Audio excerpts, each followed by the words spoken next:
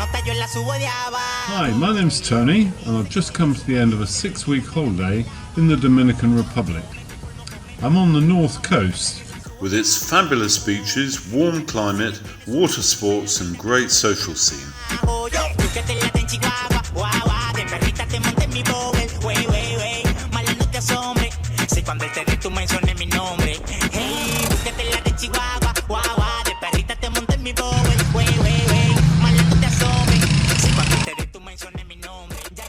There's quite a bit to learn about here, and I hope this video will give you some insight into what you need to know. The main topics I'm covering are how to get there, currency issues, beaches, accommodation, car hire and driving, nightlife, shopping, mobile phones, modes of transport, and last but not least, the storms that swept in just as I left. Come fly with me. If you're travelling from England for a short stay, then probably the best way is to book an all-inclusive package via TUI. They fly Dreamliners from Gatwick to Puerto Plata or Punta Cana in the east. However, in high season they work out expensive, and I found it cheapest to use Eurowings, though I had to do a 2-stage journey from Stansted to Cologne and then Cologne to Puerto Plata. Even so, the return flight was under £500 all in. Come fly with me, let's take off. Money makes the world go around. The first queue you get into on leaving the aircraft is to pay your visitor entry fee of $10. They will not accept Dominican pesos, so if you don't have any US dollars, you have to leave the queue and go to the exchange bureau. You need to pay another $20 when you leave. The Dominican currency is the peso, and this comes in 5 notes ranging from 50 to 1,000. The 50 peso is worth about 80 pence, and the 1,000 peso note is £16. Many people get confused by the similarity in colour between the 200 and 1,000 peso notes, particularly at night time. There are plenty of ATMs available to draw cash, but be prepared to pay a whopping 195 peso fee. Better to draw a few large amounts than several small ones. Sosua has a beautiful, safe beach with plenty of shade and clean sand.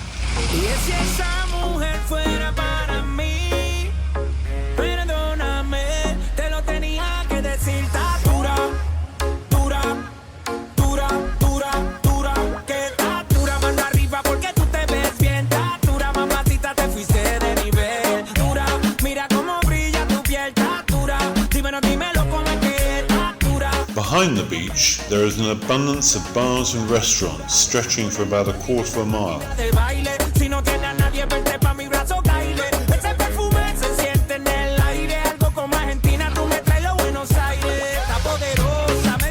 Here, you can relax and people watch.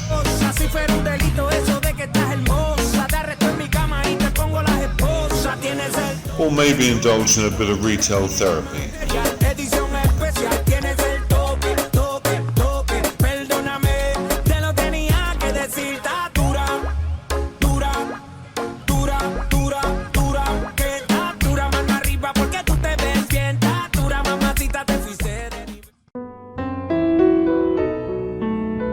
I've rented a 2-bedroom villa via Airbnb at a cost of £28 per night.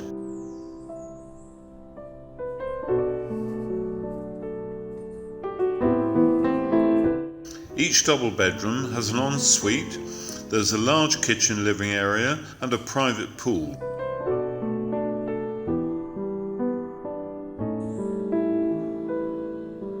The only problem is that the Costa Azul compound is about 2 miles from town, so a car is almost essential. On the other hand, you can cross the road and walk along the beach, which is fabulous, provided it doesn't rain. When it does rain, it comes down like a monsoon.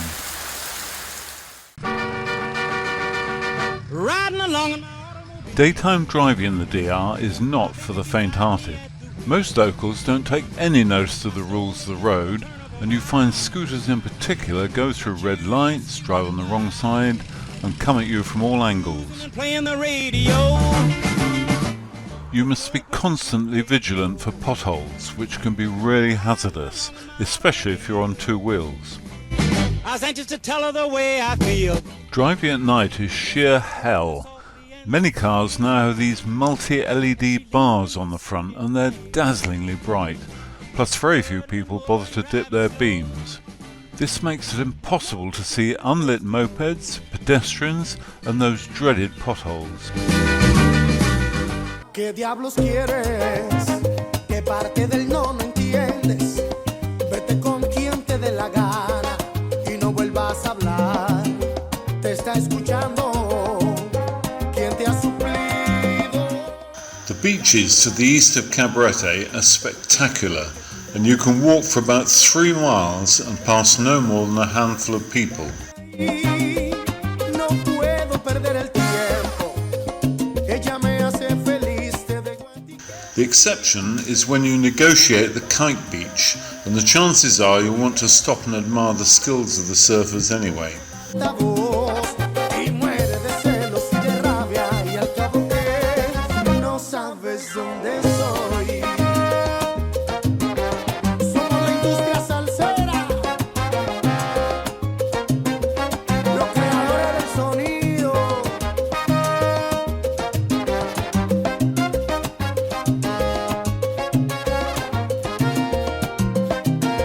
¿Qué diablos quieres? Whilst the action in Sosua turns to the town centre at night, in Cabarete, the restaurants and bars along the beach and the main street do a roaring trade.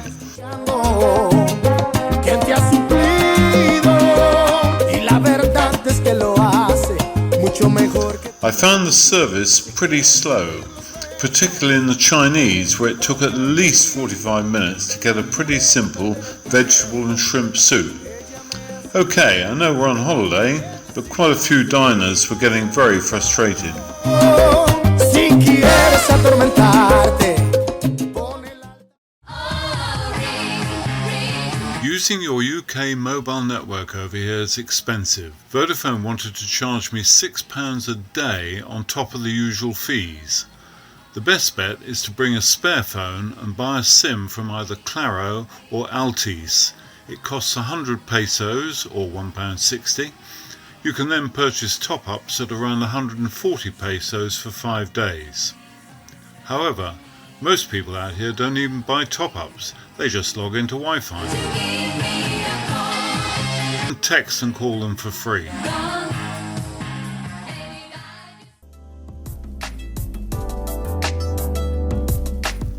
Despite the general air of poverty and untidiness, the supermarkets here are as good as, or in some cases even better than in the UK.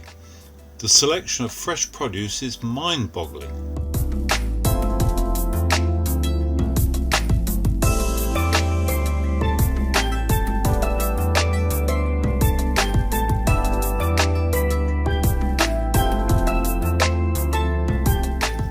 Your shopping is packed for you at the checkout, and if you have more than a couple of bags, someone will carry it all out and load it in the car for you.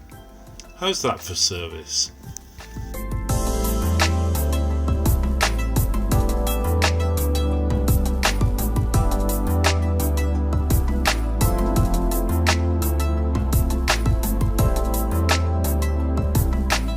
The local beer is Presidente, and I found my favourite Barefoot Merlot in most places at about £8 a bottle, compared to around £7 in the UK. There were many other recognisable brand names such as Ariel, Colgate, etc.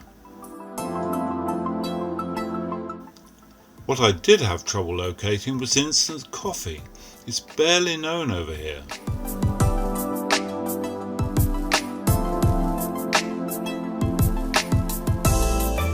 One thing puzzled me. All the washing machines are top loading. I suppose they're influenced by American imports, where 75% still use top loaders.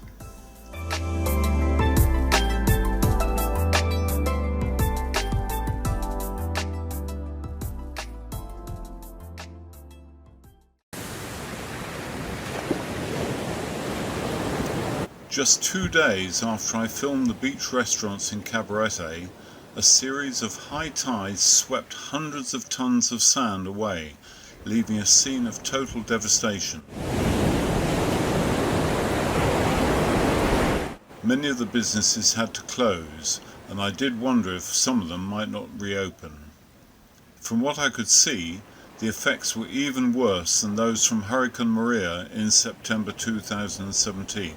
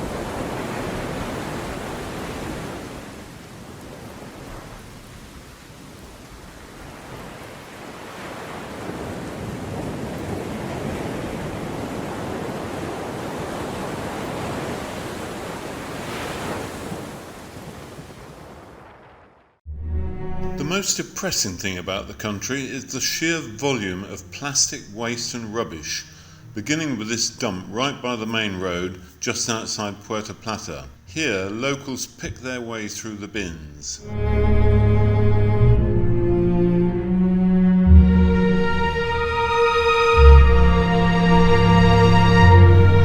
Every deserted beach is littered with plastic debris, and the people just don't seem to care. I watched a local wind down the window of his car and throw away an empty drink bottle, and I regularly saw people just throw rubbish in the street or on the beach. Are we wasting our time with the calls for abolishment of plastic in the UK? I do sometimes wonder.